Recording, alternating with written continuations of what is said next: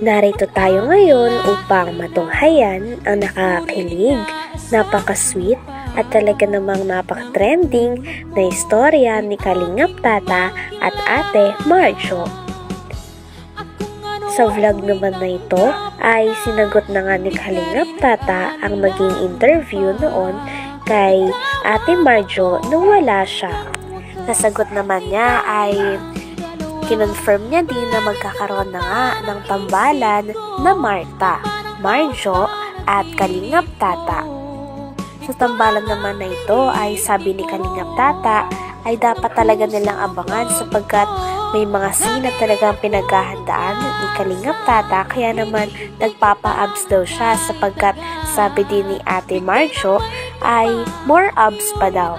Kaya naman ang kanyang workout ay ginagawa niya na nga every morning at talagang pinaghahandaan niya na ang nalalapit na pagtatambalan nila.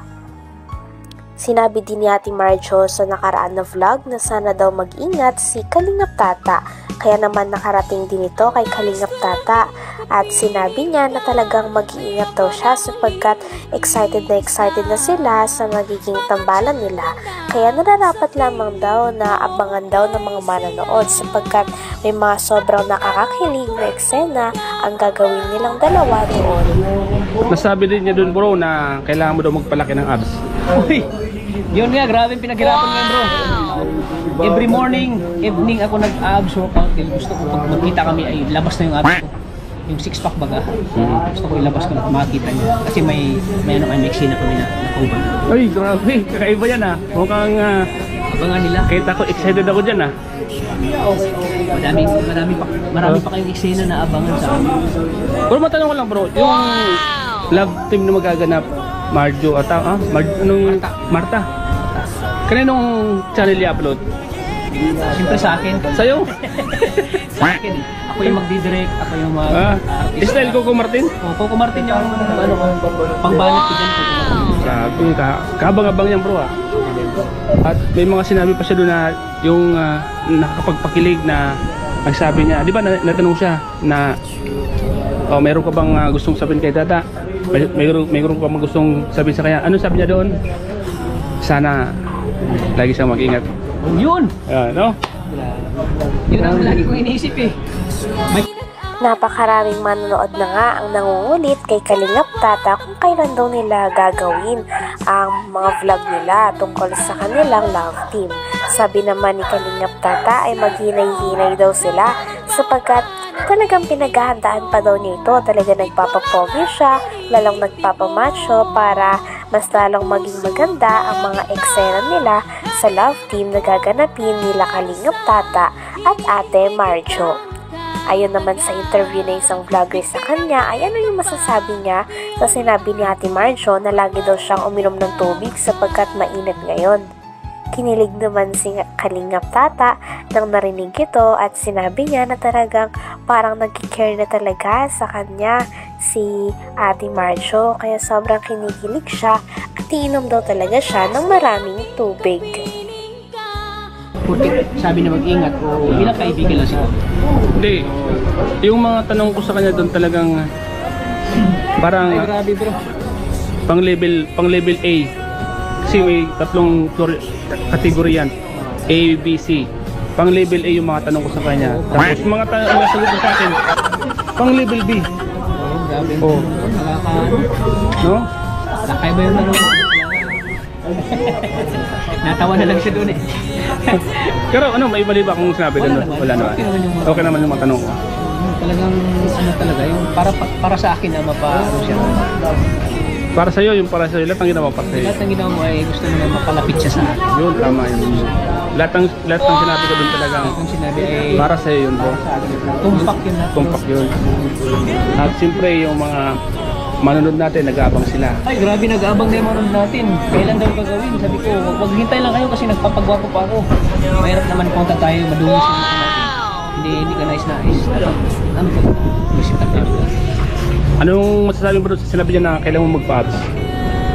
Saka inom ka daw maraming tubig kasi mainit ngayon. Ano masasabi mo doon?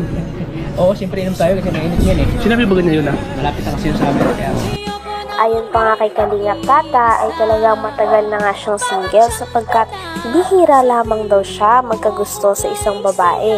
Ngunit nung nakita niya daw si Ate Marjo, talagang parang nabihag ang kanyang puso. Kaya naman talagang hinaranan niya kaagad ang dalaga at gusto niya nang maka-love team ito. Kaya naman sa mga nag-aabang daw ay abangan pa daw nila ang magiging unang vlog nilang dalawa ni Ate Marjo. Dahil for sure, napakarami daw nakakakilig ng mga scene at marami daw talaga silang aabangan dahil si Kalingap Tata din ang magdadirect nito at sa channel din ni Kalingap Tata i-upload ang kanilang mga vlogs at mga nakakakilig na videos. Sa tagal mong naging single bro, baka ito na yung tamang babae para sa'yo. Ano masasabi mo doon? Siyempre kung kalubin mo ng Panginoon, pag kalubin mo ng Panginoon na ibigay sa atin ng babae para sa atin, ay tanggapin natin. Yan ay pagpasalamatan. Wow! Yan ay talagang binigay sa atin ng Panginoon para mahalin siya. Handa ka na bang mag-sacrifice bro? Oo, handa na ako mag-surprise bro. Kahit ano man yung mangyari? Kahit ano man yung mangyari, Gagawin mo lahat? gagawin ko ang lahat. Sakripisyo lang talagang kailangan. Sakripisyo. Gusto mo sa babae, sakripisyo pa para sa'yo. Ano bang mga asa ng mga viewers sa'yo bro? Asahan ng mga viewers, ang asahan nila ay talagang gagawin namin ang best namin na para kayo ay ikiligin. Ano masasabi mo dahil marami na naghihintay? Sa mga marami naghihintay dyan, abangan nyo po.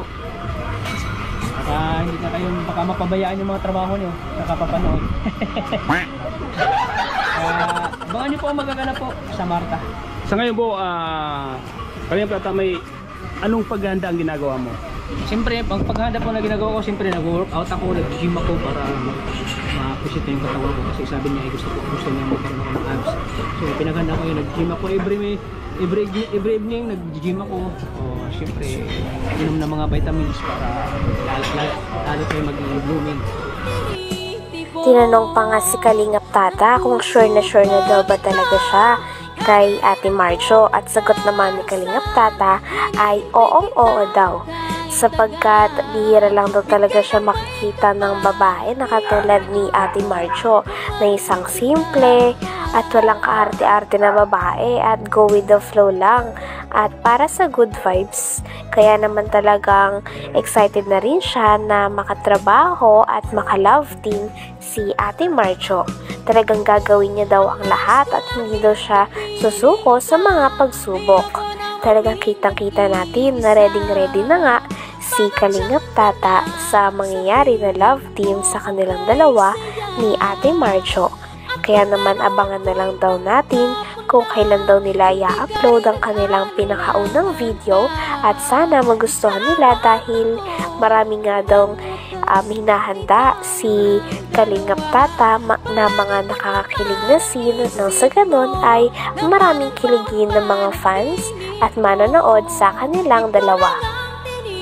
Handang-handa na daw siya at wala na daw talagang atrasan dahil pinaghahandaan niya na ang mga pagsubok na mararanasan niya o sasabihin ni Ate Marjo. Kaya naman sabi nila ay kinikilig na nga daw sila kahit wala pa ang video. Kaya tsak na napakamaraming tao at mga fans ang manonood sa kanilang dalawa dahil talagang papatok daw ang kanilang love team, sabi na nag-interview na vlogger. Totoo ba yung nararamdaman mo sa kanya bro? Siyempre naman Totoo. Sa nararamdaman mo na yun bro, ano man mangyari o ano man yung maging kainatnan, tanggap mo pa rin ba siya?